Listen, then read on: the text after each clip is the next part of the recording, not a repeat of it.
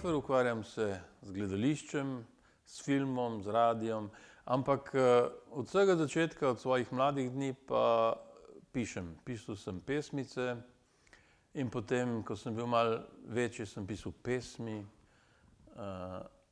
Tako nekako se mi zdi, da me to pisanje ni nikoli zapustilo. Pisal sem tudi za gledališče, predvsem sem pa pisal za otroke. Že kot zelo, že v osnovni šoli imel sem mlajšo sestrico, 7 let, Vito Živo, in sem za njo napisal eno celo zbirko od pesmic. Ene par teh pesmic sem potem čez 20 let so se mi zdele kar dobre, pa sem jih tudi malo popravil, pa izdal. Pol kasneje sem pa pisal pesmice pa zgodbice za svojo hčero, Gajo, za svojo hčerko Gajo, in kakor je Gaja rasla, tako so se tudi rasle tudi te moje zgodbice, ne, skratka. Napisal sem trilogijo Čarovnička Gajka in mnoge druge. Pol, ko je bila najstnica, sem pisal najstniške romane, najstniške pesmice in tako naprej, ne.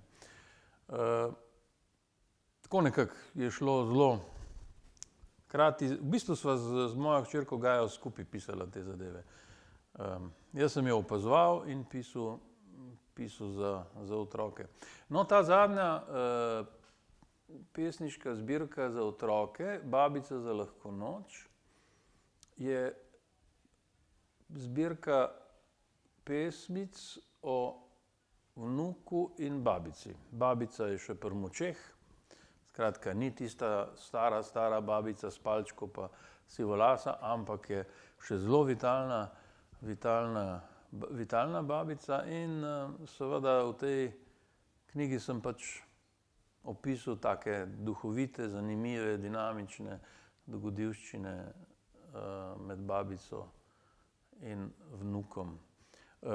Pravzaprav sem pred leti že napisal eno pesmico o kako ima babica različne klobuke in sem jo tudi objavil v eni drugi knjigi. Potem se mi je pa zdelo, da lahko iz te pesmice nastane pravzaprav cela zgodba pesmic. Jaz, ko sem Gaji pripovedoval pravljice, sem vedno zaspal preden je ona zaspala, ne, kar se po mojem dogaja vsem staršem, ne, tako da sem seveda mogel sem pripovedovati, ko je imela tam ene 5-6 let, pravljice v nadaljevanjih, ne. Skratka, serije so to bile, cele serije, mislim, vsak večer je bila druga nadaljevanka z istimi junaki, ampak zgodba je šla naprej in velikokrat sem jaz potem že napol spal in pripovedoval neumnosti in me je pol ona vedno zbudila in je rekla, kaj ti neumnosti govoriš? No, skratka, mislim, da babice in dedki poznamo, ne, poznajo, kako je, kadar pripoveduješ pravljico in potem zraven ti prej zaspiš.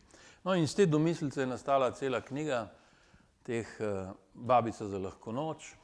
Mislim, da je na radiu še vedno oddaja Pravljica za lahko noč, tako da je tam, pravzaprav tam sem dobil to idejo, ne, tu pač ni Pravljica za lahko noč, ampak Babica za lahko noč.